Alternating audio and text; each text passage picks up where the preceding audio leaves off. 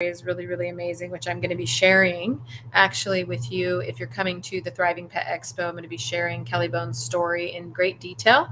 But so it's weird for me to say that this show is your pet's life coach, because I'm just an admin for Saving Pets. And sometimes if I'm lucky, I get some of the other admins on there with me that come on. I know Kelly's so amazing and her story is really amazing.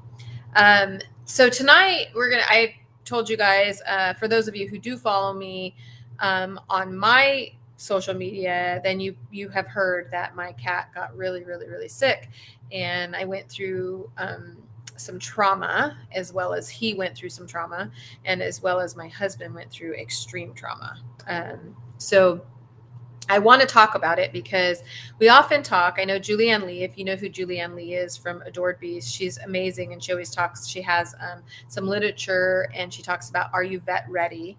And that's fabulous information. And it kind of prepares you for walking into a vet hospital, and what you need to know and what you say and all of these things.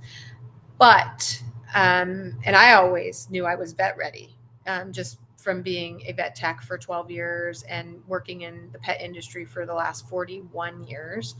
I always knew I was vet ready. There was never going to be a time I wasn't vet ready. But what I wasn't was emergency vet ready. And I mean, I was so far from being emergency room vet ready that I can't even tell you the amount of trauma that I went through going through what I was experiencing. And so that's what I want to talk to you guys about tonight, being emergency room vet ready. And the best way for me to do that, I'm a storyteller. I love to share stories. And so the best way for me to help you get emergency room vet ready, I want to share the story of my cat, Batman, which I don't know where he is. I should have brought him on so you could see him. Tim, is Batman around? Can you bring him over here for a second? Did you hear him? He said he has to put a shirt on. Anyway, he's going to bring me Batman so you guys can see the trauma that my cat went through. And we're going to talk about being emergency room ready. And but if you guys have any questions, please type them in. If you're coming from Saving Pets One Pet at a Time, give me your name. If you're coming through the spa, I usually can see your name, but for some reason, a lot of times it will say Facebook user. So I'm not really sure who that is, but I can answer any questions you guys want tonight. But I definitely want to talk about being emergency room vet ready. There is a huge difference, trust me. So I'm going to show you guys Batman. Come here, handsome boy. So you can see he's been through some trauma. He's had his little arms shaved. His belly has been shaved. His tail. Oh, he's going to get mad at me. The base of his tail. Patty. Fine. He's developing batitude. He's got batitude. Come here, batitude. Anyway, he's got the bottom of his foot shaved, the base of his tail shaved. He is huge. He's a big, giant kitty. And he just went through I'm calling it his third life. How to be ER vet ready. I've been to the ER with several dogs and I am never ready.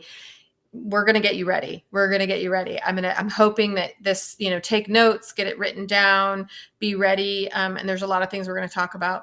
Batman's on what I call his third life. So this should be interesting considering that my cat is only 2 years old. When I got him, he was a bottle baby. I got him when he was about 4 days old.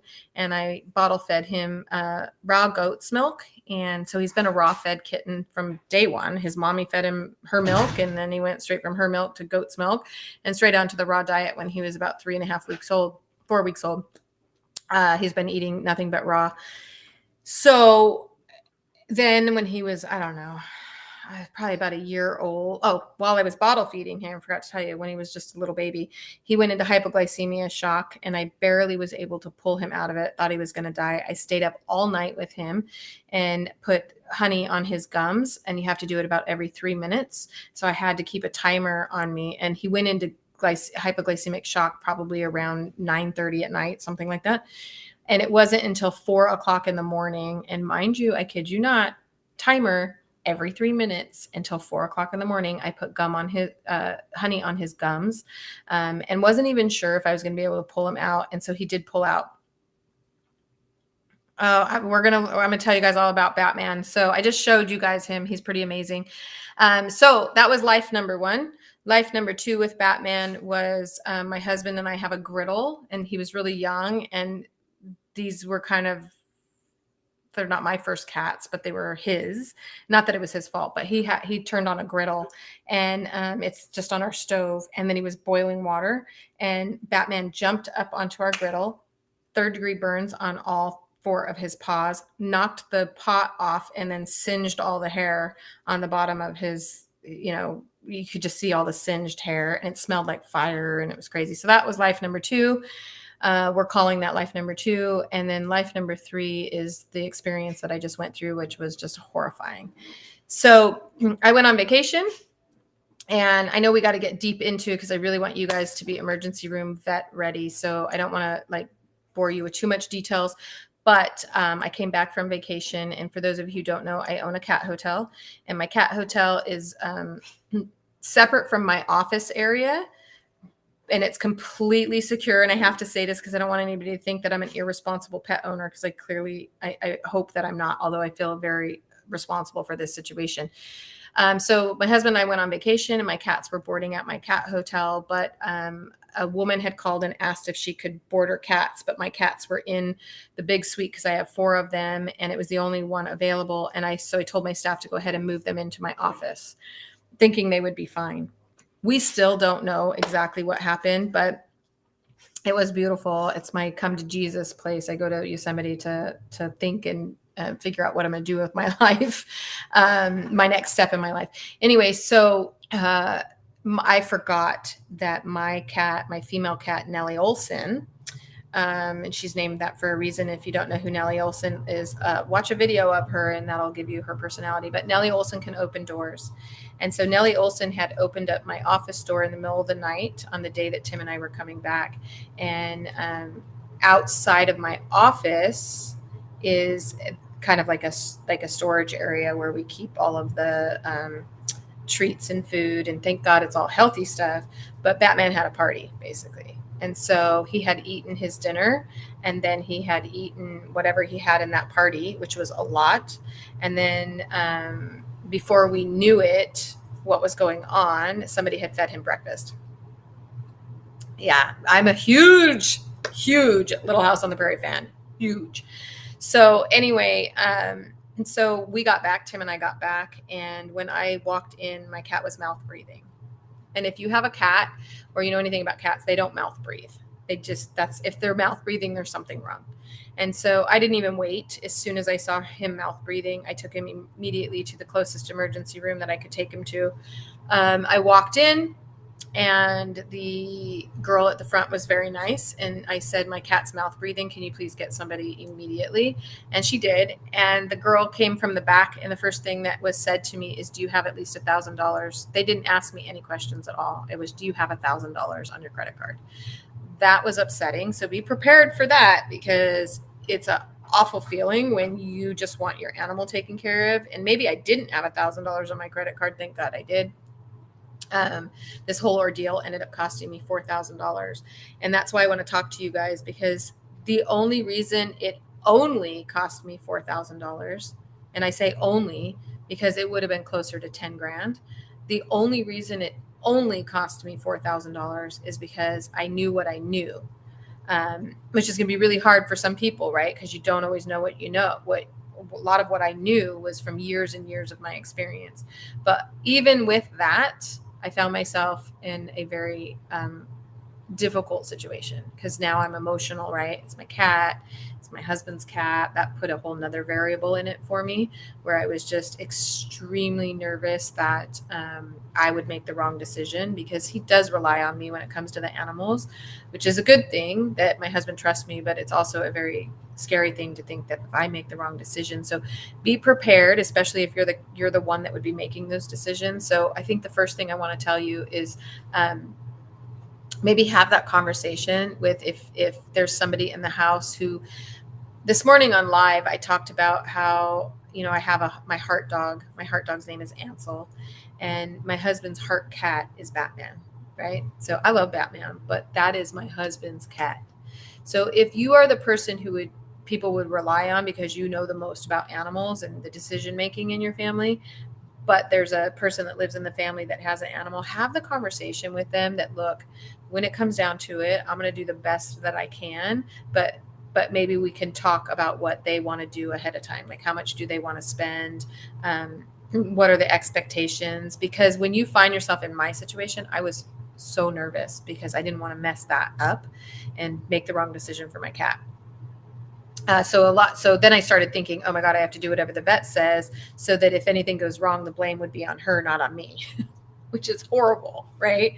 But there were moments where I was like, oh, I can't make this decision because I don't want to be wrong. And if my husband, I just didn't want to create that problem. So be prepared for that. That's number one. If this isn't your heart dog, but you're the one that's going to make those kind of, yeah, he did trust me, but it put a lot of pressure on me. And so be prepared for that within your family unit. Know that, hey, listen, if we end up in emergency room and I'm going to be making the decisions, I want to know, what to do and those kind of things. So first thing she did is took my cat, asked me if I had $1,000 on my credit card. I would have lied at that point. What if I said no? That was what was so interesting to me. What if I said no? Would she have just handed me back my cat that was, not able to breathe? It's just the most awful feeling.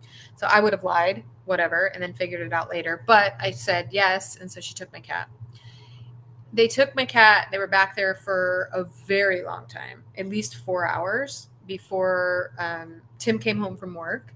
He left work and he met me over at the emergency room, and then he finally went up to the girl and said, we need answers. He wasn't that nice. He was really struggling. And he apologized later, but he wasn't that nice. He's here, so I have to go. So he said, we need to get somebody. So then the vet finally comes in and she shows me some x-rays and some blood work that they had taken. And his temperature was really high. He had a really, really high temperature, which that's what scared me. So she took the x-rays and she found his stomach was bloated. He had a lot of food bloat is what she said, maybe, or blockage. There was no vomiting from him. There was no diarrhea. There was his only symptoms were mouth breathing and high fever. He actually still had an appetite. Which, by the way, you always want to know if your dog or cat has an appetite, but you don't, when your animal is sick, don't ever give them a whole bowl of food.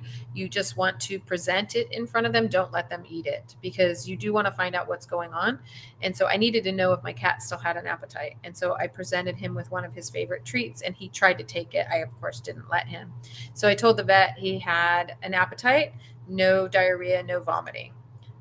He actually did go to his bowl and drink water right in front of me. And I told her that this was, so he had drank some water right before I noticed he was mouth breathing. And so I was like, oh, he's drinking, whatever. Drank some water, mouth breathing. So I knew that I didn't suspect he had blockage too bad because it didn't come right back up. So I told her all of this. And the blood work showed that his creatinine levels were really, really high. I would highly recommend for you guys to, Dr. Judy Morgan has a class that you can take that is on how to read blood work and understand it.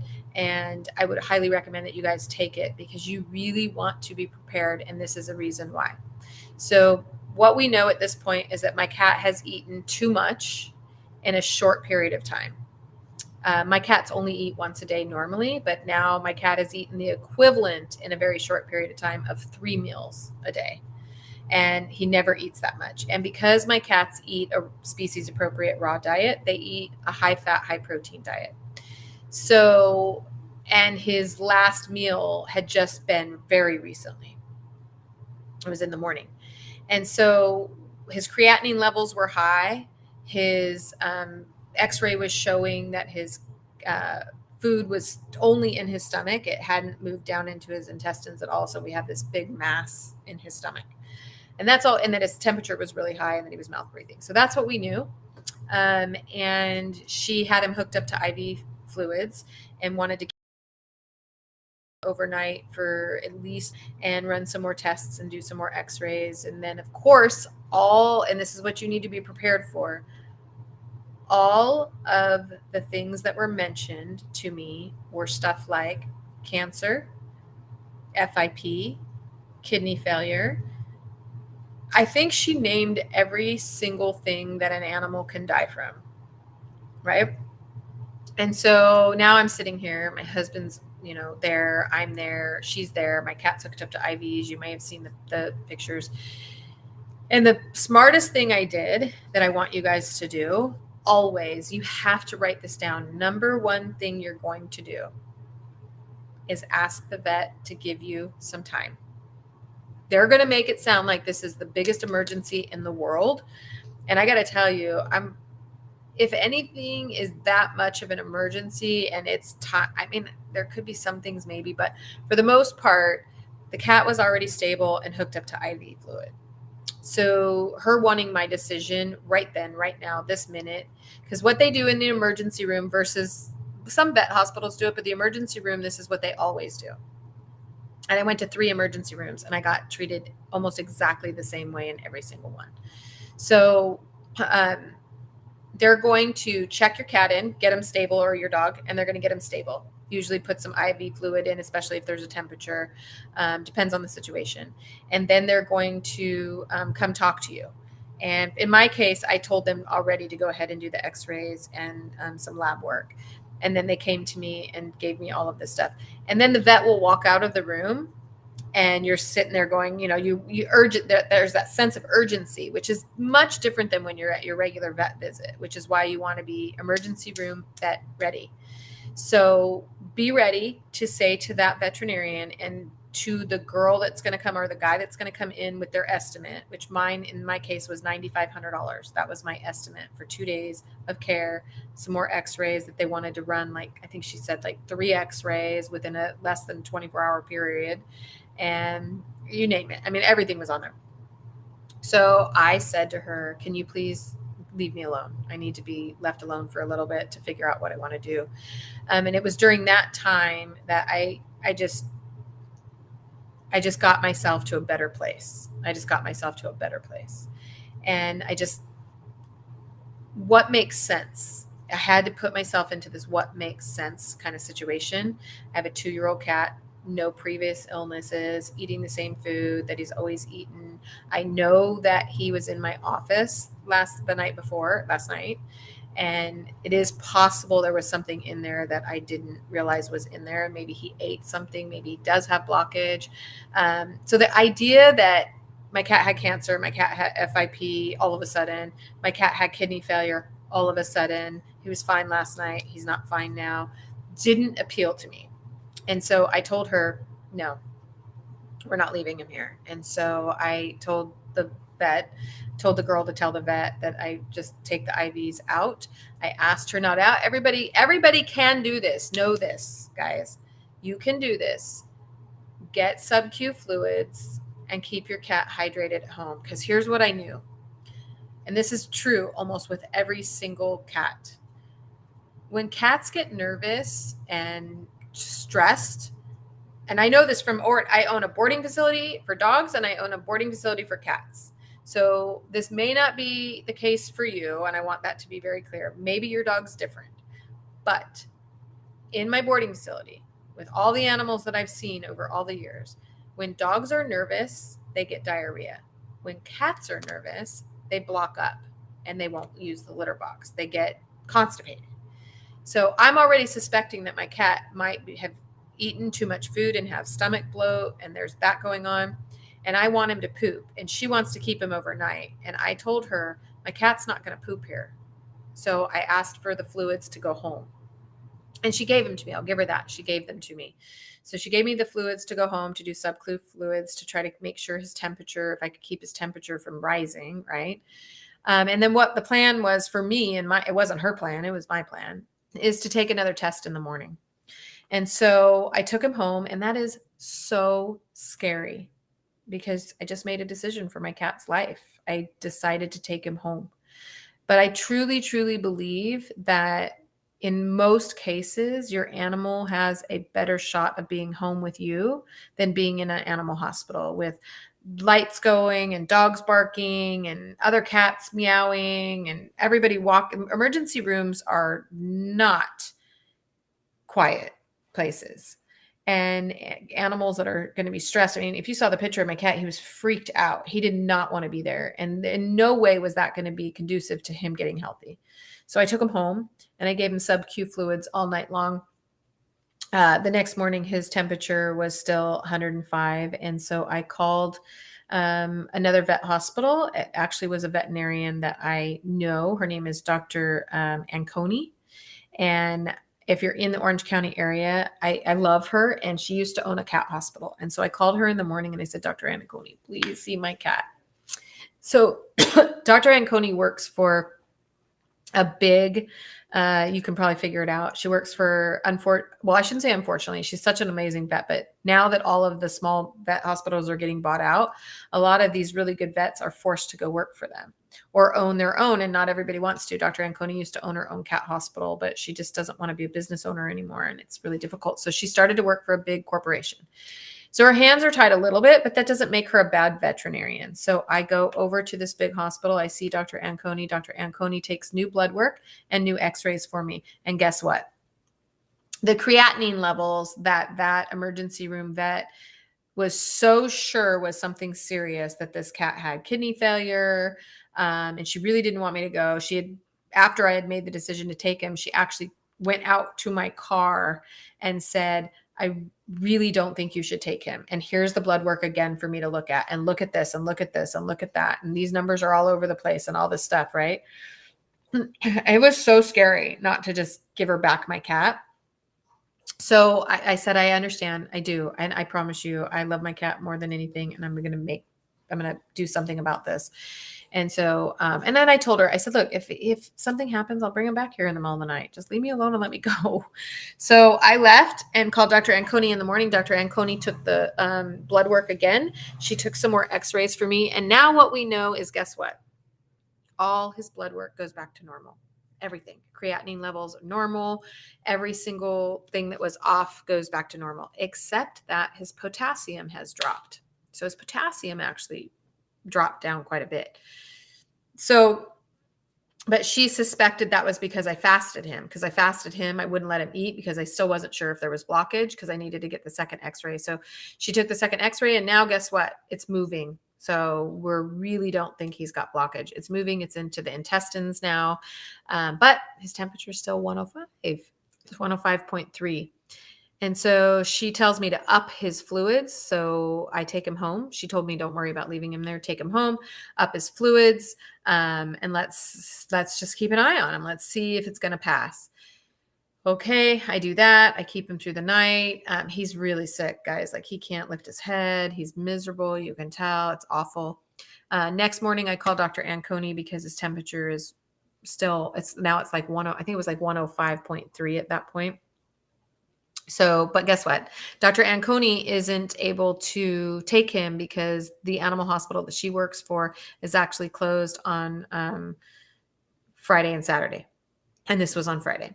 So her hands are tied. She doesn't own the hospital. She can't get in there. She can't help me. She can only give me advice. She's being as helpful as she can. She tells me to take him to this other emergency room and to have them call her so that they can work together, so that she can help with some advice. And guess what? And so I take him to that emergency room, and that veterinarian will not talk to Dr. Anconi. She just won't, which is heartbreaking, because I really want them to work together and try to figure out so I guess my point to that is, make sure that whatever vet you're working for is not in it just to be right, but to help your cat. And I felt like that veterinarian was just in it to be right. I don't want to work with this vet. I said, are you sure? Because she did a full exam on him yesterday and a whole write-up on him. And she has both the her x-rays and the other x-rays and all this stuff. She didn't want to do it. So she came out, and after, putting him on IV, what I agreed to do was leave him there for the day. Because now I've got a cat with high temperatures for 3 days, 3.5 days, I think it was. And so I said, leave him here on IV fluids, and I'm going to call and check on him and then I had okayed some antibiotics, even though we still didn't know what was wrong with him. I okayed some antibiotics, and I also had to. This is the other thing I want you to be emergency room ready for. Okay, write these down. Write this down. Any drug that you do not want your cat or dog to have. Okay, in my case, it was 2 of them. In no what am I trying to say? No uncertain circumstances did I want my cat to have Convenia or gabapentin. Those were my 2. It's not going to happen. So I had to make sure when I was in the vet hospitals that I very clearly said to them, because they take them in the back and you're emotional and you're not going to think about it. So get your list together. What don't you want? Look at the side effects, what you don't want. For me, it was Convenia and gabapentin. And guess what? Both those drugs were recommended to me. Both of them. And when I said I didn't want gabapentin from the 3rd veterinarian, you would think that I just had both my eyeballs pop out of my head. Convenia. So no gabapentin and no Convenia for my cat. I wasn't going to do it. So she had suggested gabapentin, and I said, no, I really don't want him. He doesn't need gabapentin. And I mean, the look on her face was just like, why? And I said, I'm trying to be kind and nice, but I said, I'm just not comfortable with that drug. Why? She says. And I said, well, it's just not a drug that I'm comfortable with. And I don't really understand why would we be giving it to him. She wanted to give it to him because she said that he wouldn't poop if I thought, she didn't think that his problem was being stopped up a little bit. So she thought that if she gave him gabapentin, then he could stay in the hospital and not be nervous. And then if he was going to poop, then he would be able to poop. That was her reason for giving gabapentin, is that Convenia is an antibiotic. It's a long-lasting antibiotic, and it is literally causing some pretty serious problems, including death with some animals, and particularly cats for some reason. Interestingly enough, one of the other emergency rooms told me they won't use Convenia. So it's interesting, right? And that's one of the things I tell you guys about drugs all the time, is that when these drugs hit the market, until they start getting reports, until people start reporting them, until the FDA starts reporting, which can take 15, 20 years. Before that happens, they're testing them on your animals. The tests they do for drugs on animals. So get your list together. You're going to want to know, for example, if your cat has a history of certain medical conditions and you're in a stressed case and you walk into the emergency room, they're going to take time to get the history from your vet. In many cases, you're at the emergency room because it's 2:00 in the morning. And if you don't have that records together, which you want to have, some of these drugs interact. And some of them, like Convenia, should not be given, which is interesting, to cats with kidney failure. So a lot of reasons why cats go to the emergency room or cats are in the vets is because of kidney failure. And so if you're finding yourself at an emergency room with your cat and you don't know what's wrong, there's a high probability that it has something to do with the kidneys. And then when for example, they wanted to give my cat an antibiotic because he had a high fever. So they're suspecting there's infection, but they don't know. And they were wrong. Now we know they were wrong. So, yes, one was Pacific Care. So they are suspecting there's infection based on the fever, and they want to give an antibiotic. And if they give Convenia and the cat has kidney failure, you could have a serious problem. So you want to make sure, we think throwing antibiotics can do no harm, but sometimes it can. And the problem with Convenia is that Convenia stays in the system. I think it's 8 weeks. And if your cat's having a reaction, there's no antidote. There's no taking it back. It's in there. It's done. It's over. You can't do it. Dr. Woodley, we were talking about Convenia the other day, and Dr. Woodley said, Convenia is for convenience. And I hadn't even put those two things together, but that is what Convenia is. Because cats, especially with cats, and that's why they give it a lot to cats, is because it's really hard to give cats pills. Anybody who has a cat, and some dogs are really hard to give them to them. So this way you could just give them this antibiotic and it would last and it would do everything that it's supposed to do, but it's really strong. and it stays in the system for a long time. So there are a lot of animals are having a lot. And so it's interesting to me that one of the emergency rooms said they wouldn't even use Convenient. And that was specific care that said they don't use Convenient. That's what the vet told me.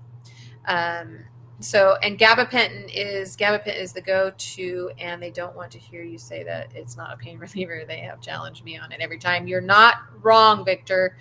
It isn't. It is used for, if you look it up, gabapentin was used for seizures. It's for neurological, it's for seizures. And the reason why it stops seizures is because it kind of puts the brain to sleep. And so it puts them in this calm state. Well, vets have now decided that because your dog is doped up in the corner, they're not in any pain. But that's different than taking, like, I can take like a Advil, right? If I had a headache, I could take Advil and my headache would go away, but I'm not doped up in the corner. So when I talk about pain relievers, I'm talking about stuff that can actually like get rid of the inflammation or what's maybe causing the pain, not just making me doped up in the corner so that I don't feel it because I'm knocked out, like heroin or something. Like it's I'm trying to think of all the stuff that they would use for people. So if you're in Orange County, the thing is that yes and no. I mean, Dr. Anconi works at the VCA, which is not, it's not that it's VCA, it's that it is and it isn't. So Dr. Anconi works at the VCA in Laguna Niguel.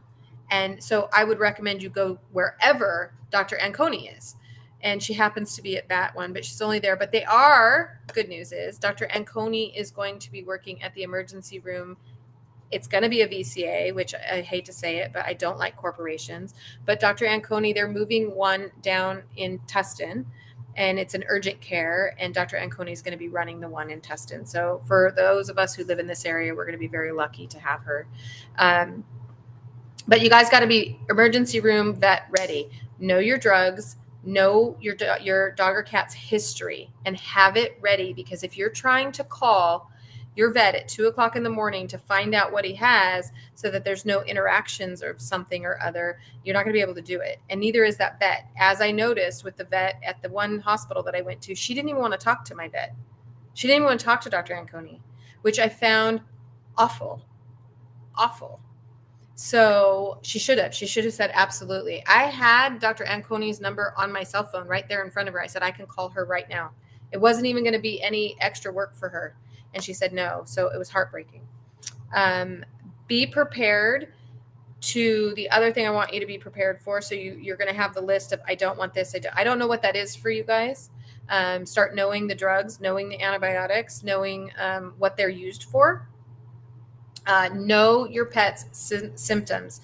I know it's going to be hard, but when you grab your animal and you rush him to the vet and you're driving over there and you're in a panic and you think your animal is dying, while you're driving, start thinking about everything that could have happened in the last 48 hours, unless you already know, right? He got hit by a car, these things, that, and the other thing. You're still going to want to know his history as best you can. Be ready for it. Be prepared for them to tell you all of the horrible things that can happen. Be prepared. What if they say, I just talked to a client today, and she said that when she found herself at the emergency room with her, I want to say that he was 16. They were talking about opening him up and doing surgery, and they thought he had cancer, and they could go in and they could get the tumor and they could remove it. And it's like, it went on and on and on. And she was like, thankfully, she was somehow got herself, because at first she was like, save my dog, because that's what you're going to do, save my dog. And she finally realized that she didn't want to do, meloxicam is one I don't like either. Meloxicam is one that they give for pain. And meloxicam, if you read the side effects on meloxicam, it says, do not give to senior dogs. So you want to know that. How old is your dog? And if the manufacturer is saying, do not give to senior dogs, why is your vet giving it to the senior dog? So meloxicam is another one. You be really careful and write these down. Have them ready. Put them in your purse. Be prepared to literally walk out of that vet hospital before you make any decisions. Don't be in the room. Don't be in the lobby. Go outside and sit in your car, I promise you, or walk around the building. I cannot stress enough how much that's going to make you have a better chance of making the right decision. You have to get away from them. They're staring at you. The receptionist is staring at you. You're going to start thinking all of these things. You're going to hear animals. There's going to be that sense of urgency, and you got to take a deep breath and walk away from the situation so that you can make a better decision. The next thing, be prepared. Get a buddy. Find a buddy. I had a buddy, and thank God I called my buddy. So I had called my buddy, and I said, help me. Help me. I'm too emotional. I'm so emotional right now. I need help. I just need you to say the things I need to hear. And she did a great job. She did such a great job of just, what about this? What about that? Did you think of this? Did you think of that? So get your buddy and tell them, if I ever put whatever, I need you to answer your phone and tell her what, or him or her or whoever your buddy is, someone who's not as emotionally attached to your animal, and call them. It's interesting because I always call myself a pet life coach, and I think I'm a great pet life coach. I really do. I know that seems like I'm not very humble, but I am so much better at coaching other people than I was coaching myself, although I think I did a pretty good job. But when you're emotional, it's the worst feeling ever. So be prepared with all of your, I'm not doing this, I'm not doing that, and be ready. Like, right, if you have the 18-year-old dog and they're trying to say, I once went to a veterinarian emergency room with a dog that had a heart attack at the spa. It turned out that this poodle, it was a very old poodle, and his heart valve ruptured. And so he just kind of dropped on the table. It was so unexpected. And we did CPR and we rushed him to the animal hospital, and we called the owner, and then she got there and I waited with her. She was an older lady. She was on a fixed income, and this was her best friend. This was her buddy. She did everything. She lived alone. This dog went everywhere with her, walked with her. She didn't have a lot of money, but she would have sold that little, she actually lived in the cutest little mobile home park, but she would have sold that little mobile home, anything. She would have been homeless to save this dog. So the vet comes out, tells her what the problem is, and I stayed with her. And so we talked through it. And ultimately she decided to have her dog put to sleep. But when they came in, they had given her a $20,000 estimate, and $20,000 for her old poodle, and told her that she had like a 50-50 chance of survival. Okay. So she did end up making the decision to have the little guy put to sleep. But the next morning I called the emergency room vet and I said, is there anything I missed? Like, is there some sign that I could have seen that would have helped prevent this from happening? And that veterinarian said to me, no, that was the worst case I've ever seen.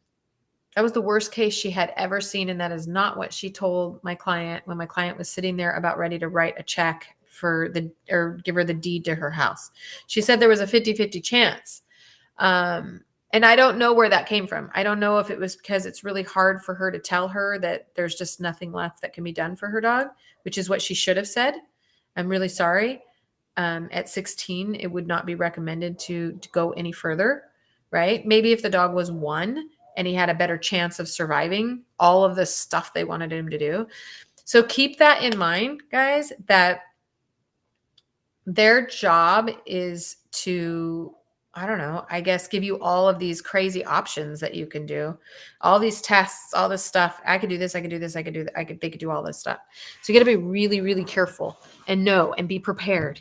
Be prepared. And when you guys find yourself in the emergency room, just hear my voice going, take a deep breath, go for a walk, call my buddy. Take a deep breath, go for a walk, call my buddy. Oh yeah. And pull out this list of drugs that I don't want them giving. And you need to tell them that before they take your dog on the back, because they will take your dog back there and come back and say, we did this, we did this, we did this, we did all of this stuff.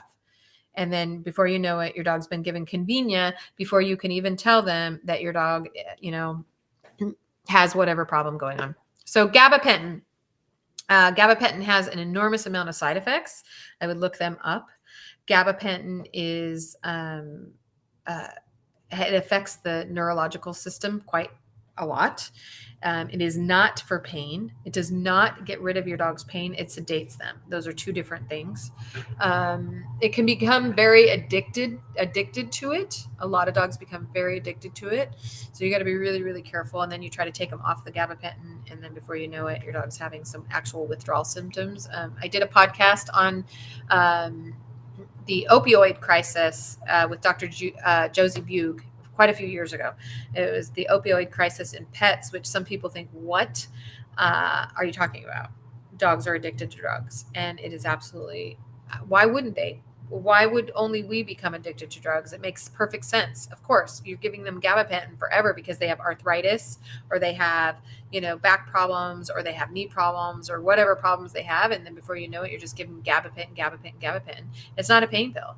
It's not a pain medication. People take it and they think it's for pain, but it has so many side effects. So look it up and be prepared.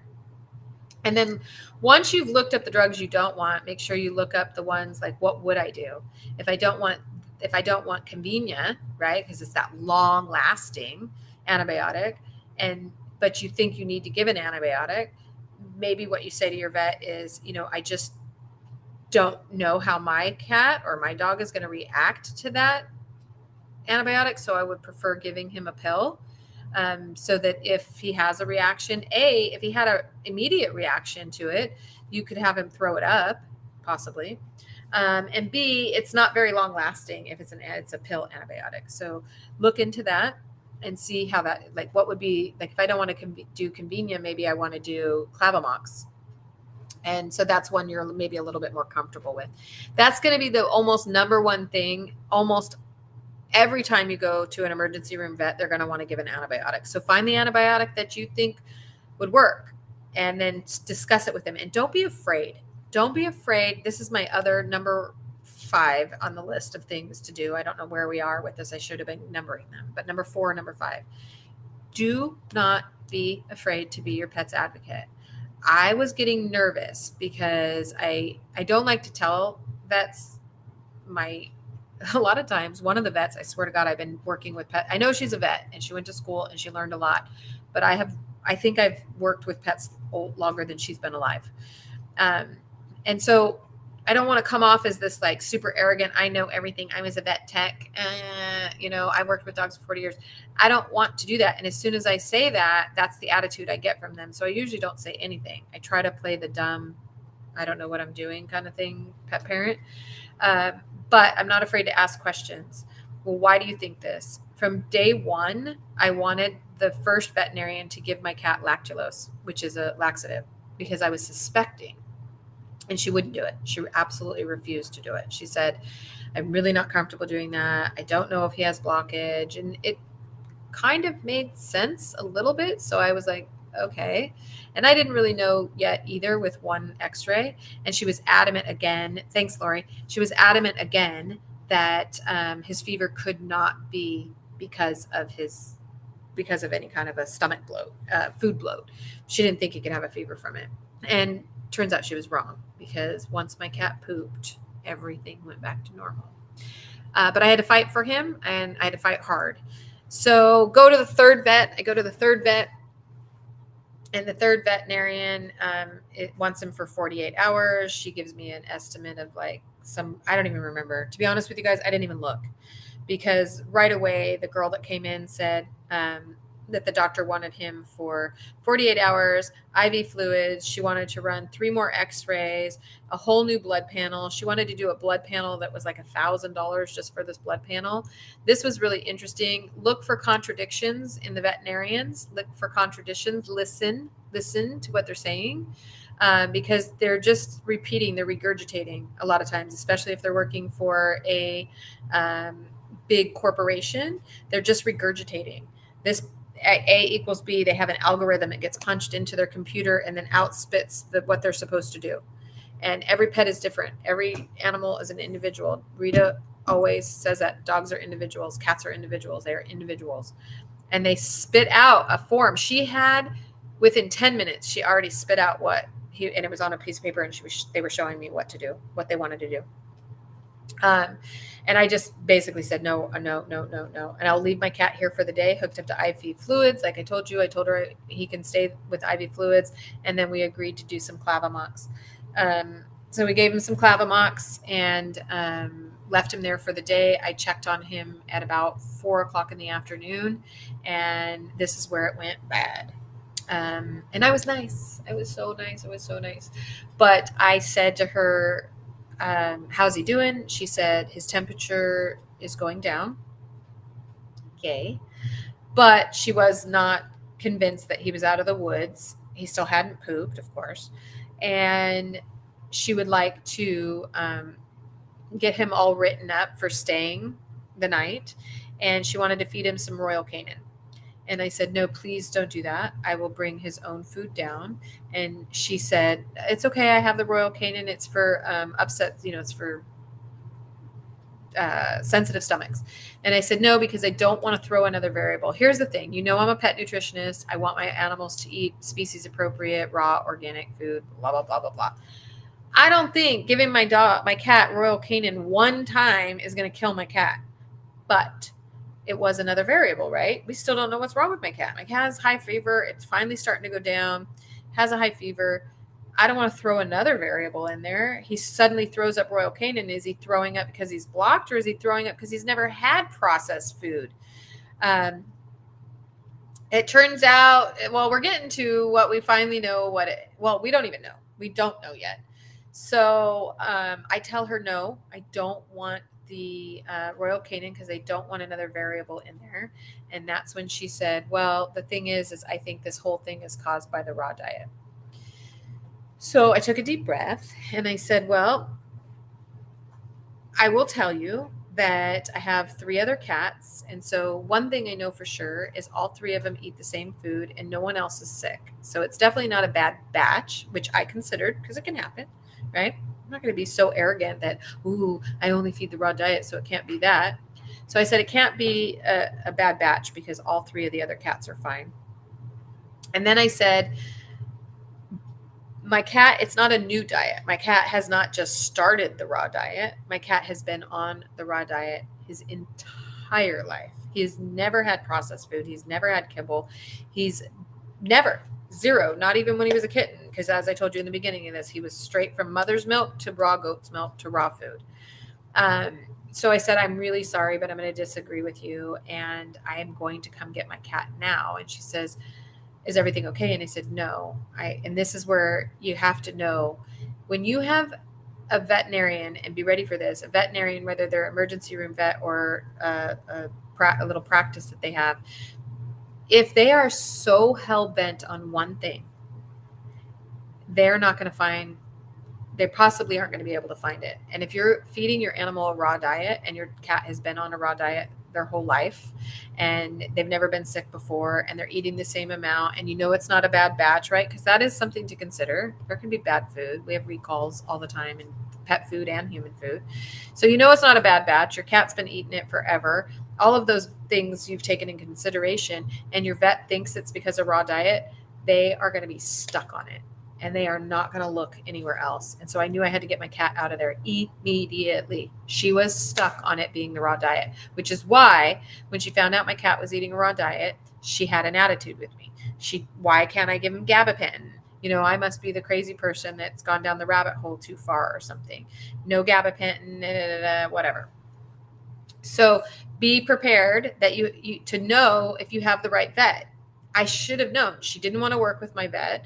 She didn't want, she rolled her eyes basically when I said no gabapentin. And now she's trying to blame the raw diet. So she's stuck, unfortunately. She's stuck and she's not going to be able to help my cat. So we had a conversation about it. And I said, I need to get my cat to somebody who is more aligned with what I believe, because I feel like if you're going to be stuck on the raw diet, you're not going to find out what's wrong with my cat. I told her that. And she said, are you kidding? She says, are you kidding? I really want to know what's wrong. I'm trying to help you figure out what's wrong with your cat. And I said, you're going down the wrong path. It is not the raw diet. And so anyway, this was a long story. After I had said this to her and told her how uncomfortable I was leaving my cat with her, and that she was I basically told her, you're too close-minded and you're stuck. And once I did that, she actually ended up calling me back. I was on my way to go pick him up, and she called me back and she said, do you want me to give him the lactulose? Now, mind you, I have been trying to get this cat lactulose for 3 emergency room vets, and nobody wanted to do it.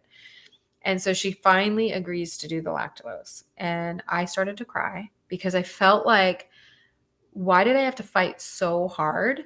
Why? Like, nobody could give me a real good reason why not to give it to him. And so she gives him the lactulose. Then she calls me back a little bit later. I actually came home to get her a book because I got her the book, The Forever Dog. Well, truthfully, I have about 6 of those, and I have Dr. Connor's book, and I have uh, Dr. Suter's book. I have all of those books here, and depending on the situation, depends on which book I give, but I give them when I come up against these kind of situations because I want to plant the seed. So I came home and got her the Forever Dog. I wish it was called the Forever Cat that day. I really wanted it to be called the Forever Cat. I wanted to give her Dr. Suter's book, but I thought we were already kind of butting heads pretty bad, that it wouldn't be good if I said everything your vet didn't tell you. I was nervous to give her that one.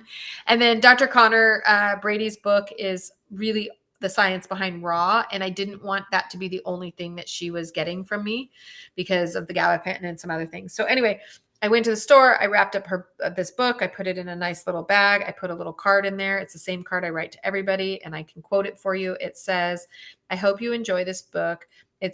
I said, this is a book that has helped me in my career of working with animals. I hope you enjoy it as much as I have. And then I thanked her for all of her school and her years of going and getting an education. And thank you for caring so much about my cat. And then I just signed it, Carrie. And I left the book with her.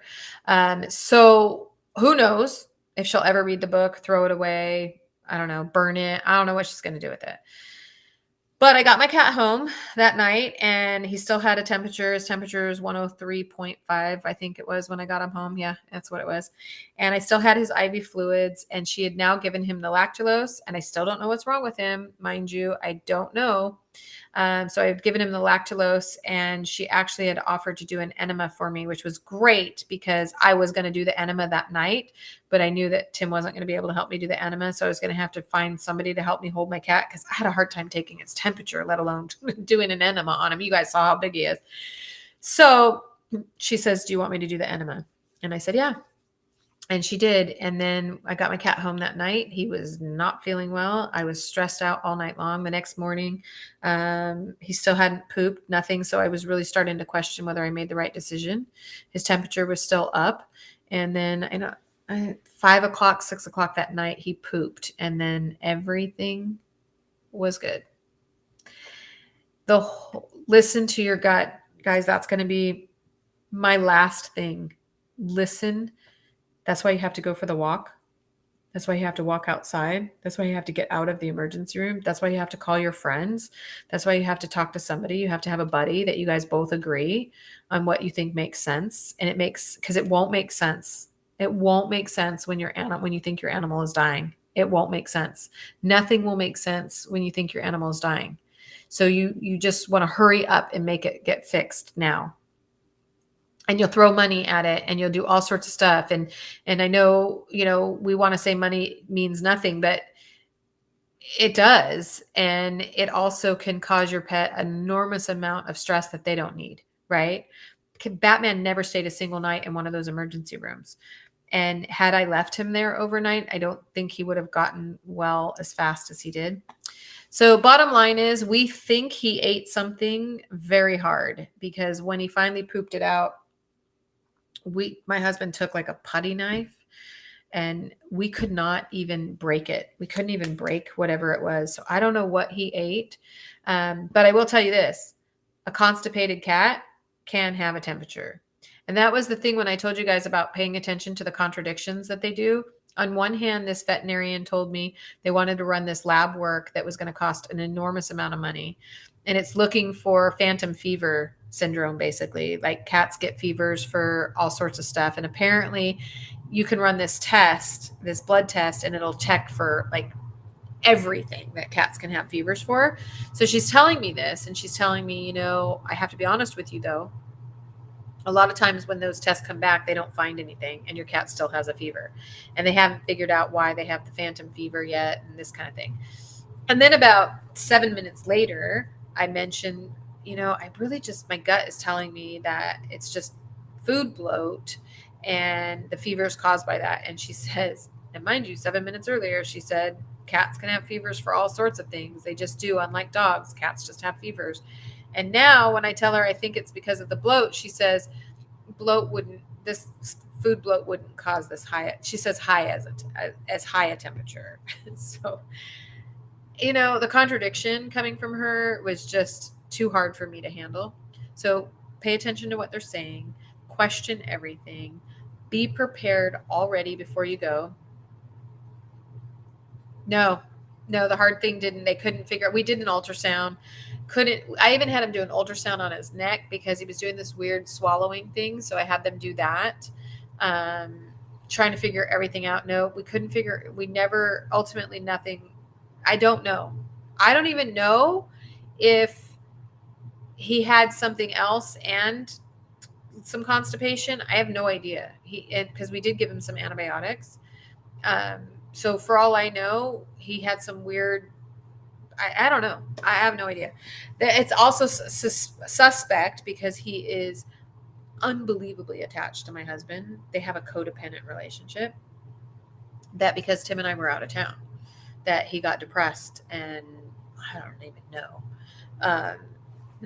That was a possibility. I'm like, oh my God, did he just get depressed and get constipated? And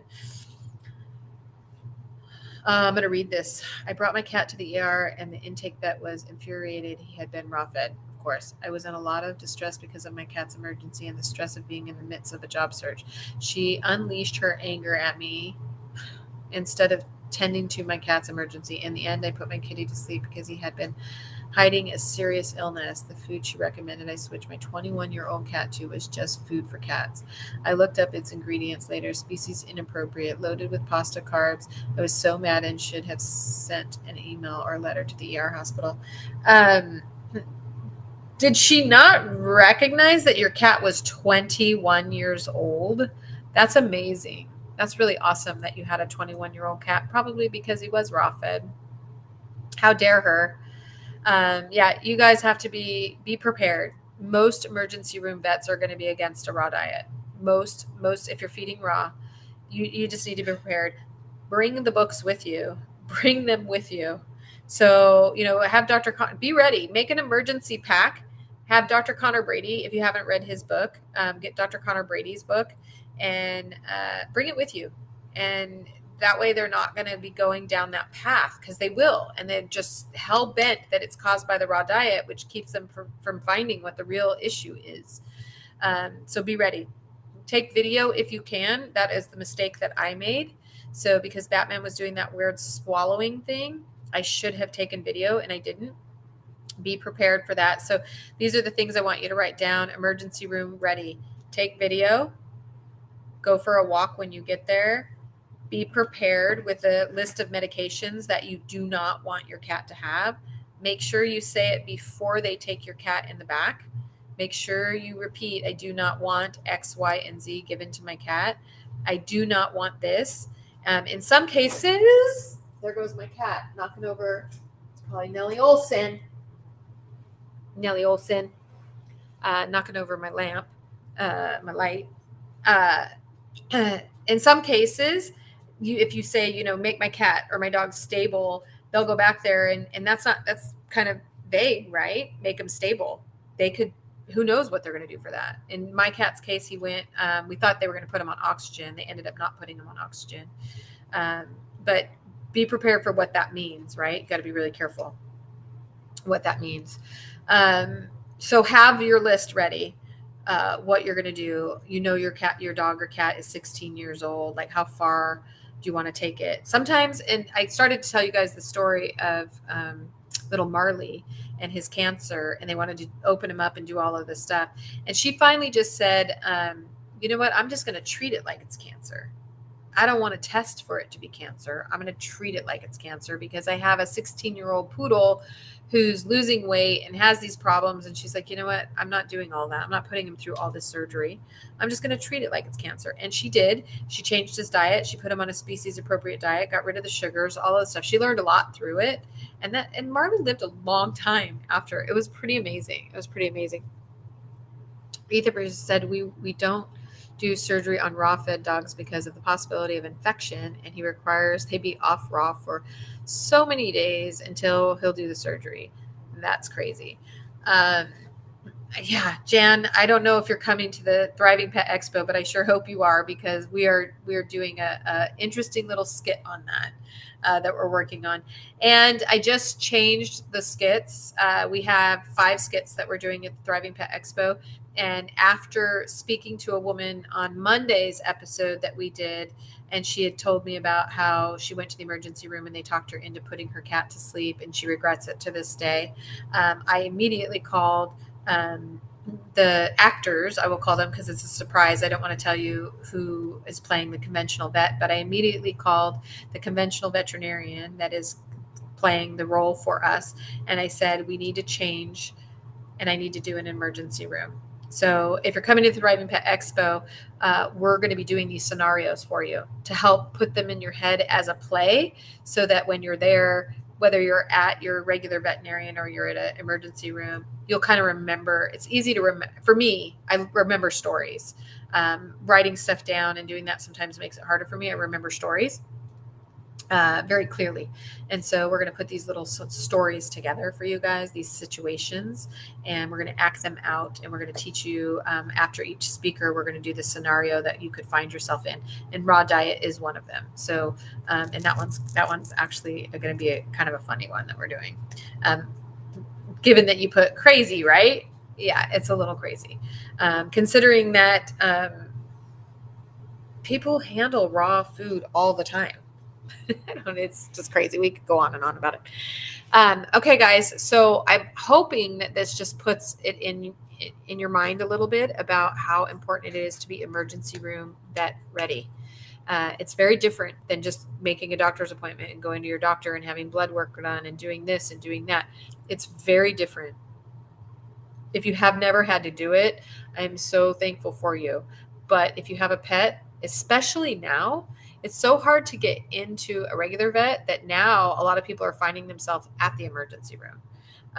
Even when it's not really that much of an emergency, which is also starting to bother me. When I took my cat to all 2 of the emergency rooms that I went to, I get that the people in the waiting room thought these were emergencies for their animals, but I'm going to tell you right now, they were not. And that's one of the other topics we're going to be doing with Dr. Barry Sands. She's going to be talking about Dr. Barry Sands. I don't know if I'm right, but we've all talked about it and have decided that this is true. We are so sure that Dr. Barry Sands is the only, actually, no, she can't be the only, although urgent care and emergency are kind of the same. Dr. Barry Sands, and now I'm going to say Dr. Anconi, are the only holistic emergency room vets I know. Dr. Anconi works at an urgent care during the day, and Dr. Barry Sands is in the night 24-hour type situation. So, but if you're going to go to an emergency room, you're definitely not getting a holistic veterinarian. So you need to be prepared with your questions, what you're going to say, and don't be afraid to say. I told the 3rd vet when they came and gave me this big long thing, I said to the girl, and you can repeat this if you want, I said, it's not that I won't do all of these for Batman. It's that I need to, for my own sanity, my own everything, I need to do them step by step. So no, I don't want to do this. No, I don't want to do that. No, I don't want to do this. And I'd like to start with another x-ray to see if it's moving. And then I would like the vet to call me. And then after she calls me, I will make the next decision and the next decision, the next decision. Because had she taken the x-ray and then called me and said it's not moving, it's stuck, then I might have made a different decision. So don't be afraid and also don't be so afraid of your blood work. I told you, his first blood work was high creatinine levels. And I can't remember, I can't remember all of the stuff, but he was all over the map. Red, red, red, red, red. Right. You see all that red, and they love to show it to you because it's all in red. And you're like, oh my God, he's dying for sure. And the next day, his levels were totally normal, except for the potassium was lower. So don't be afraid. Things can happen during stress. Things can happen. He was running a high fever. Who knows? So be prepared. I recommend taking and knowing what blood work is and learning it, so that if you do find yourself in an emergency room, or even not in an emergency room, you get the blood work and you can kind of read it and go, okay, I know what this means and why it's this way. I knew that creatinine levels would go up if there was too much protein in the kidneys. So I knew he ate an enormous amount of protein. So I happened to it made me feel more comfortable, because I was like, I think those creatinine levels are going to go down tomorrow. So be prepared. And, just remember to stay as level-headed as you can, because it can be scary. Like the amount that I tell you, the first vet was $9,000. It didn't cost me. I didn't pay that because I took my cat. But the first estimate was $9,000. The second emergency room I went to was $1,800, because I paid for more tests and more x-rays, and you have to pay that emergency fee. The other thing I would recommend that you do, because a lot of times they're not fully in an emergency, right? Build relationships with 2 or 3 veterinarians. Vets are no longer taking new clients. A lot of vets aren't. Start building relationships. I'm getting ready to do it after that experience, because for years I've been like, I don't need to go to the vet. I can do it, all that kind of stuff. So I don't have a lot of relationships with local veterinarians around here, and I am going to meet a Dr. Murphy, and I am going to set up stuff at like probably 3 to 5 veterinarians. I'm getting my animals their charts in all of these vet hospitals. I know that can be expensive, but they're just exams so that you can establish that relationship. You don't have to do anything. Just bring them in for a simple exam so that you can establish the relationship.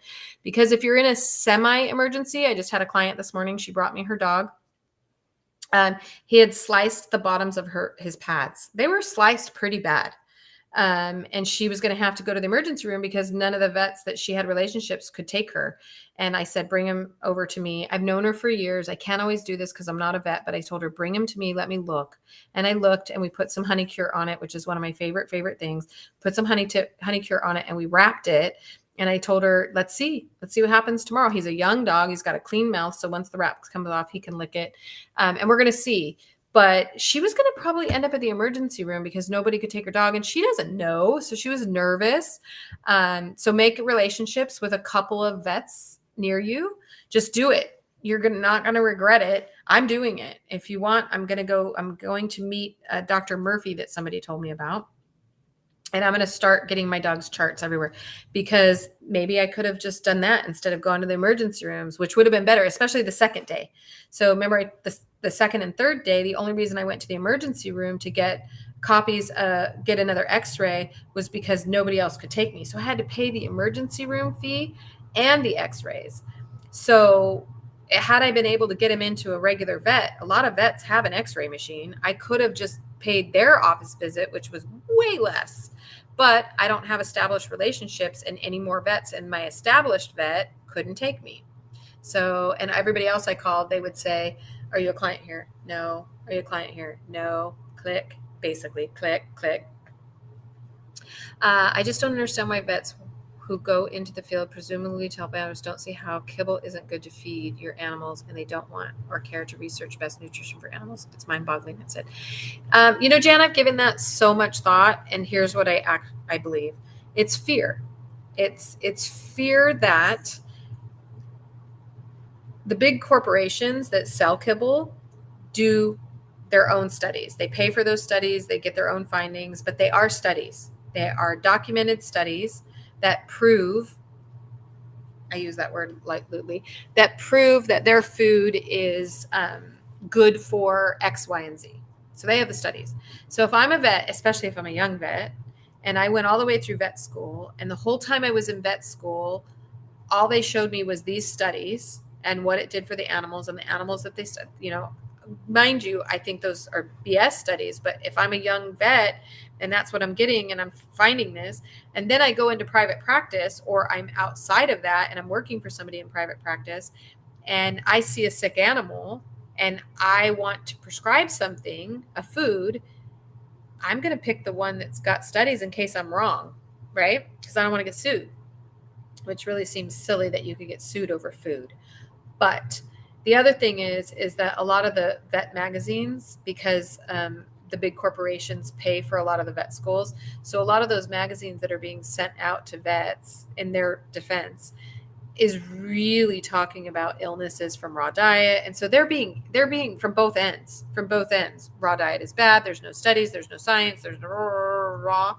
And then over here, they're like, oh, and we'll support you because we have studies. So if anything goes wrong, you can't be sued because we're here. So it's just hard. It's really hard. And from a young, I say a young vet, or a vet that has just graduated early on in their career and hasn't been exposed to animals that have eaten raw their whole life, they're scared. That's all it is. It's just fear that if I make the wrong decision, I'm going to get sued. And that's the thing you have to know about the emergency room vets. Everything, and all the vets, but particularly the emergency room vets, is about being sued. Every decision they're making, they're making those decisions for fear of liability. So it's not about, like my cat, when she came rushing out to my car with the blood work to show me again, I will bet money. And I actually liked that vet. I would bet money that after I made the decision, because I originally said I was going to leave him there. They had him hooked up to IVs. That's the picture you see. My husband and I go back there. My husband's petting the cat. That's his arm, not mine. I was thinking about that. I'm like, oh my God, they're going to think that's my arm, my big old hairy arm. So we went back there. When we went back there to see Batman, we had made the decision to leave him there. And then I walked out of the room, and that's when I took a deep breath and said, I'm not leaving him here. And he's not going to poop here. I'm taking him home. And so I think what happened is she agreed that I was going to take him home. Everything was fine, whatever. And then I think somebody in the back said, what are you talking about? I think she went to maybe the head person. I don't know. I don't know what changed in her from, I understand, you're right, he probably won't poop. I understand, to, oh my God, rushing out to my car to show me more blood work. You just showed me that blood work. Nothing's changed. It wasn't like, oh my God, I showed you the wrong report. I think somebody told her, you need to get out there because if this cat dies, we're going to get sued because you didn't fight hard enough to keep him here. Right? So it's all about liability. They're not necessarily making the right choices for your animals. And you have to know that. I don't care that she's a vet and she loves your animal. They're worried about liability. So they're making decisions for your animals based on liability, not on what's best for your animal.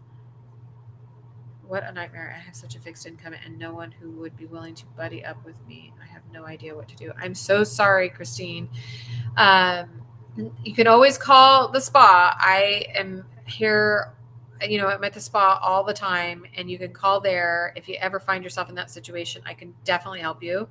I was so thankful. Well, I actually had to cancel a trip that I was going to do, but it was worth it. Batman was worth it, but I feel bad because I hear you. I am not a rich person. I had planned to go to a wedding in October, and I had to call her and tell her I can't come to the wedding because I had to save my cat's life. Don't they have liability insurance? Yes. And have you sign a waiver like they do when you go to the doctor? Yeah, they do, but it's still, just because I sign a waiver and just because they have liability insurance doesn't mean that they would be covered. What if they forgot to say this, that, and the other thing? And just because you sign something doesn't guarantee either. People sign stuff all the time and still are able to sue and go back. My attorneys told me that. So those are just kind of there as guidance, but their decisions they're making, I guarantee you, are all about how not to get sued. That's why they want to run extra tests. That's why they want to run all the tests, right? Let's just run everything so that I can cover my ass. It's not about worrying that somebody might put their animal to sleep because they don't have the money. I said that to my husband while we were there. What if I said to them, I don't have $9,000 and I don't want to see my pet and in pain. So I guess we'll just put him to sleep. Like, is that the option? Tell you what, guys, if I ever, and now I know my husband will back me because he had to see some of that. He didn't go to all the animal hospitals with me. It was better. It was better. But he did go to the first one. But if I ever win the lottery, I kid you not, my husband and I are going to open a nonprofit vet hospital. I know that doesn't help everybody in the country, but I want so badly to open a nonprofit um, animal hospital that, I mean, you see how much money people can raise. Back when I was a vet tech, the Betty White had a foundation. God bless Betty White. Rest in peace. Betty White had a foundation. And so if an animal came to, and these just don't exist anymore. These places don't, like little small mom and pop veterinary hospitals, they don't exist anymore. The receptionists don't seem to give a shit anymore. They seem very, I call them the gatekeepers. They just don't want to be there. So they won't help you. And then the vets are all working for big corporations. So you don't get this anymore. But back when I was a vet tech, if somebody called and their cat or dog was really, really sick and they needed help, what we would do is have them come in. And they didn't have any money. They would come in and we would call the Betty White Foundation and we would tell them the situation and we would get all the information we needed because you did have to get quite a bit of information. And then we would send it over to the Betty White Foundation and then they would, and that would be another thing. Actually, this is a really good idea. Before you find yourself, especially if, I shouldn't say especially if, I think for all of us, money is tight right now.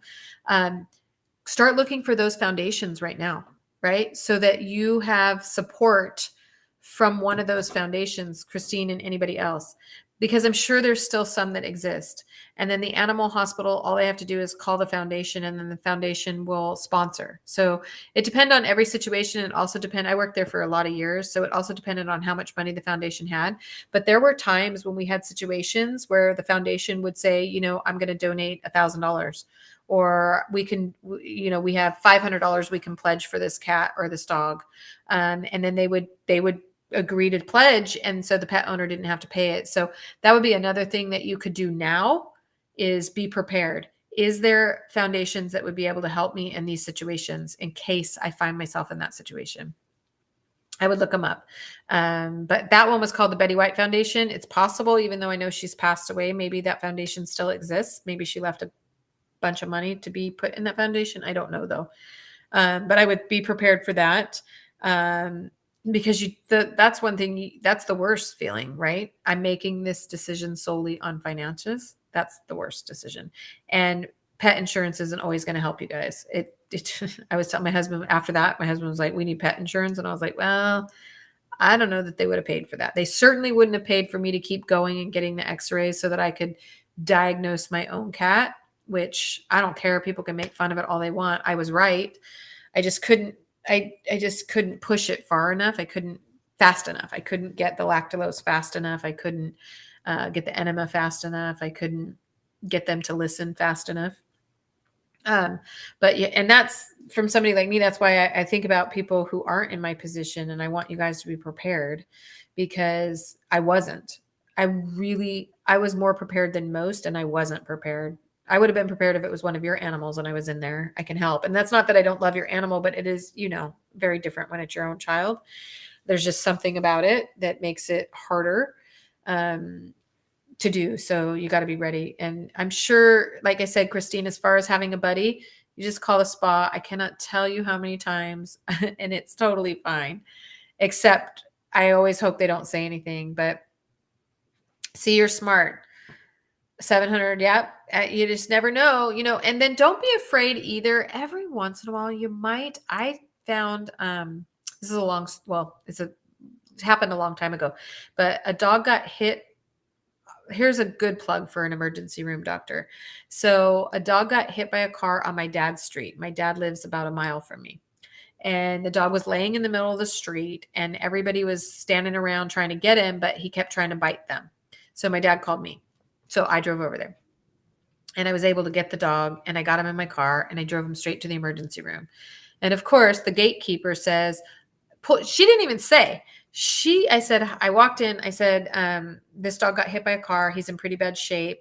and she grabbed him from my arms and she took him in the back. And then she handed me, I'll never forget this. And she handed me a piece of paper and I looked at it and it was for euthanasia. And I was like, well, I'm not signing this. And she goes, well, he's not your dog. Don't you just want to put him to sleep? And I was like, oh my God, no. What? No, I don't want to put him to sleep. He's a young dog. I think he was like less than 6 months old. He was a puppy. Like, and I don't even care if he wasn't my dog and I'm not going to put him to sleep. And so I was really frustrated with her. And I said, no, I'm not. And she goes, so you're going to pay for the bill? You know, the bill. She was such a, I'm not going to say it. You guys can all say it. Somebody write it. Somebody write it. Somebody write it. Please write it out. So we can see it, but I'm not going to say it. She was such a, go for it. So then the vet, I said, no, I said, he got hit by a car. So can you just do the x-rays or something? Can we do something? So then thank you. The vet came out and the vet, he sat down with me and he said, okay, here's what I can do. I know that you just found this dog. So he waived all of his fees. So whatever he would have gotten paid to work on that animal, he waived all of them. But he said the animal hospital wouldn't waive the x-rays and those kind of things. And I said, it's fine. Let's just do an x-ray. I want to give this dog a chance. Somebody's probably missing him. So we ran the x-rays and turned out he had a shattered pelvis. I mean, there was nothing that could be done. So we did have to put him to sleep. But the vet did say he could waive his fees. So my point is, don't be afraid to ask. It's your pet. I know it's hard to humble ourselves sometimes and say, you know, is there anything else? Like, is there any other options that I could come up, that you can help me, that you guys could brainstorm with in the back? Could you ask everybody here, is there anything we could do? This is an animal's life. I know back when I was a vet tech, we did that. Some of us girls, we were, I can't tell you how many times this poor vet, one of these vets that I used to work for, we used to like collectively go, and we were young, and we would collectively go, well, we'll all pitch in like $5. We'll all pitch in. Don't put him down. We'll all pitch in. And so I don't know. Don't be afraid to ask. Don't be afraid to ask. But one thing for sure, if you got to kind of play it by ear, but if you're faced with, I don't have any money, or I put my animal to sleep, don't be afraid to just take your animal home and let him, if he's going to die and you think he's going to die at the emergency room, and maybe that's when you give him gabapentin and you let him pass with you. You don't always have to let them put him to sleep, right?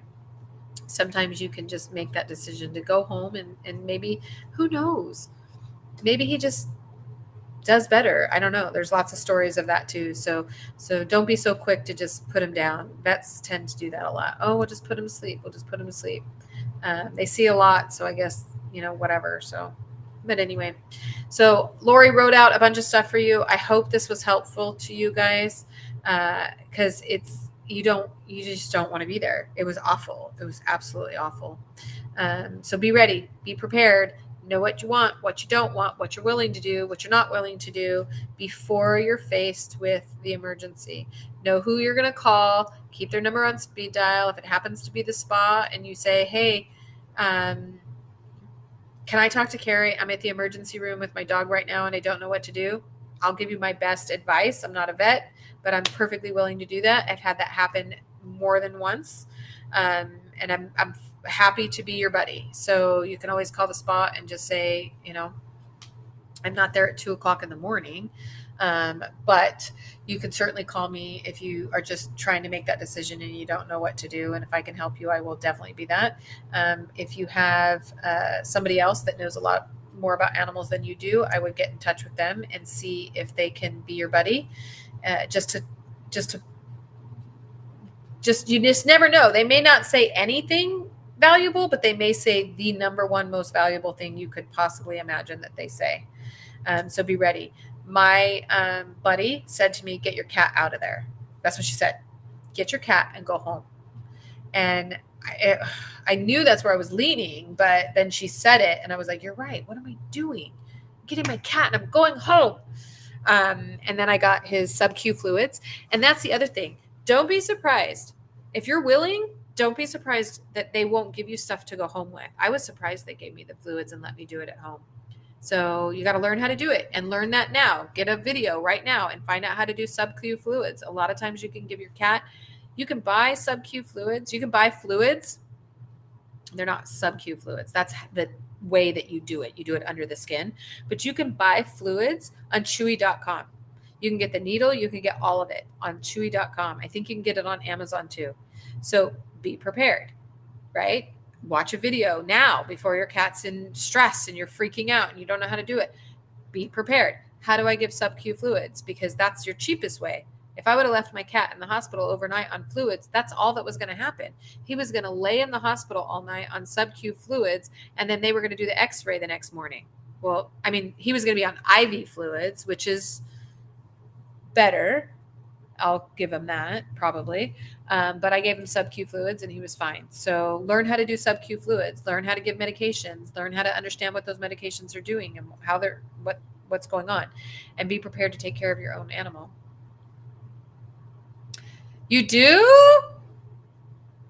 Well, you can get a, from the emergency room, you can get a script from them. I didn't know that, Arlene. That sucks.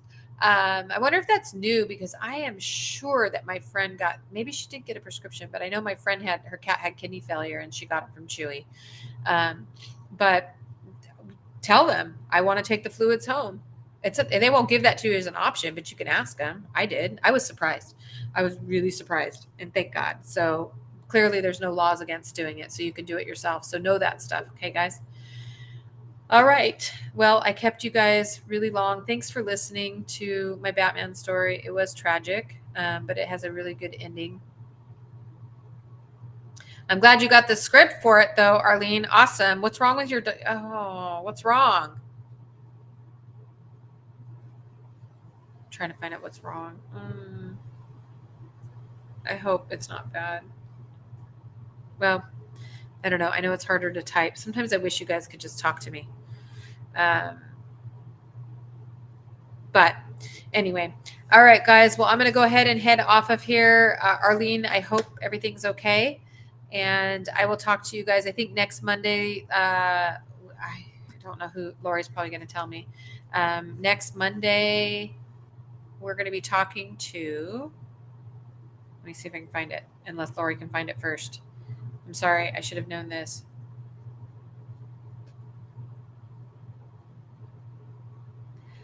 Okay, that is such... that happens. Oh, it's Dr. Kangas next week. Yay! She's going to announce. Dr. Kangas is next week, and she's going to announce her topic for the Thriving Pet Expo. So we're really excited about that, finding out what Dr. Kangas is going to be talking about. And if you guys haven't, Dr. Kangas doesn't go on social media.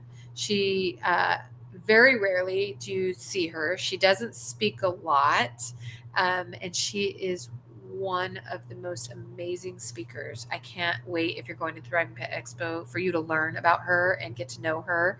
I think that's what's really great about the Thriving Pet Expo. I know that it's my event, but we have both, right? We have the really well-known speakers, and then we have the speakers that not too many people know about. So you get to kind of learn about them firsthand. Sometimes I think back and I'm like, I wish I would have contacted Dr. Karen Becker before she was really, really big. I wish I would have talked to her and known her then. I just have a client, a brand new client, who was she was a patient. Her cat was a patient for Dr. Becker. And I'm like, man, you're lucky. I wish that were me. But I do want to talk about really quick. I know I was going to let you guys go, but wow. Broken heart from losing his brother. That absolutely can happen, guys. It absolutely. These animals, it's everything to them, their family, their pack. And when one goes away, they go into depression, and all sorts of stuff can happen. It's good, Arlene, that you recognize that. Definitely some fluids. Well, I'm sure you know. I gave sub-Q fluids to my kitty his last few years. He had kidney failure and hypothyroidism. Wow. I know I love Dr. Becker, but I wish I would have known her before she was super big, so that I could maybe know her, you know, like I wish I was one of her first fans.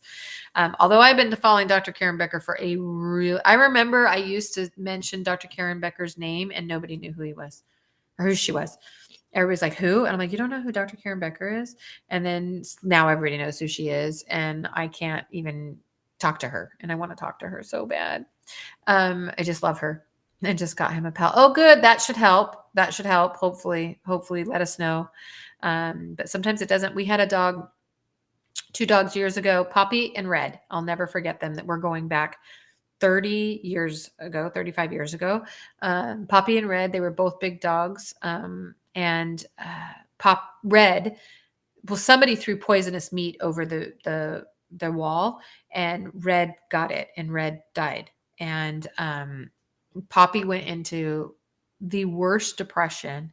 It was so bad that he had to be hospitalized. It was that bad. And we never ever found out what was wrong with him. We just had to keep him on IV fluids. And he would get up every once in a while at the hospital, and he would kind of walk around, and we would try to play with him. And then I don't know, just all his blood levels, everything was just kind of not really that bad. Nobody could really figure out what was wrong with him. And it just ended up diagnosed as a broken heart. And then one day he just was fine. One day we, came in, because back in the day, nobody was there at night, which is the other thing. Don't leave your dogs somewhere overnight if there's nobody there. Make sure you ask. But we came in the next morning, and Poppy was like, hey, what's up? Like, it totally was fine. But he had a broken heart for quite a while. I mean, it was probably about 3-4 days before the owner brought him in, because he kept feeling like, what the heck is wrong with my dog? And then we had to put him on fluids and kept him there, and it was really sad. So I'm so sorry. Watching animals go through that is really hard. So I'm glad he got a pal. All right, guys, I'm going to go ahead and let you go. I hope this helps. Please write it down. Don't forget it. Hopefully you will never find yourself in an emergency room. I pray that for all of you and every animal. But more and more, it's looking like you will, just because our small vets even in my town here, I can't believe how many emergency vets are popping up. That's all that is now. That's all it is. Urgent cares and emergency vets. All the little small mom and pops are being bought out and turned into these Banfield VCA emergency 24-hour care. So is it okay to feed cats raw organic meats from the store? Yeah, it is. If they haven't eaten it before, go slow. Cook it a little bit at first if they've been eating cooked food for a long time. It can take a while. If your cats haven't been eating a raw diet at all, don't be surprised if they turn their nose up to it. You'd have to send me a picture or something through the email, because I don't know what that is. And I want to make sure it's just organ meat and there's nothing else in it. So I've never seen organ meat in a jar. But if you want to go through the spawdogs@gmail.com, you can send it to me, a little email, and send me a picture of that, Christine, and I'll let you know my thoughts on it. All right, guys, I'm going to go ahead and let you go. I know I stayed on a long time, but I needed to vent a little bit about emergency rooms, because they make me mad, and B, I really, really, really wanted to make sure that you guys had I hope this never happens to you. I hope that no cat has to go through that, no dog has to go through that, and no animal lover, pet owner, whatever you want to call us, ever has to go through that kind of tragedy. It was awful. So, all right. Have a good night, everybody. You know how to get a hold of me. You can send me emails to thespawdogs@gmail.com. You can always call the spa during the day if you need to talk to me. As long as I'm, if it's an emergency, like you're at the emergency room, they'll make sure you tell them that. They'll come get me. But most of the time I'm in my therapy bathroom, and I won't be able to just kind of drop everything. But if it's an emergency, make sure you tell them that you are at the emergency room and you just have a question, and I'll be your buddy. All right. Okay, everybody, have a good evening. Take care of your pets, and I'll see you soon. I'll see you next Monday with Dr. Kangas. Bye, everybody. Lori, thank you. By the way, I want to make sure I thank her, because she writes all that stuff for you guys, and I will see you guys later. Thanks for being here. Bye, everybody.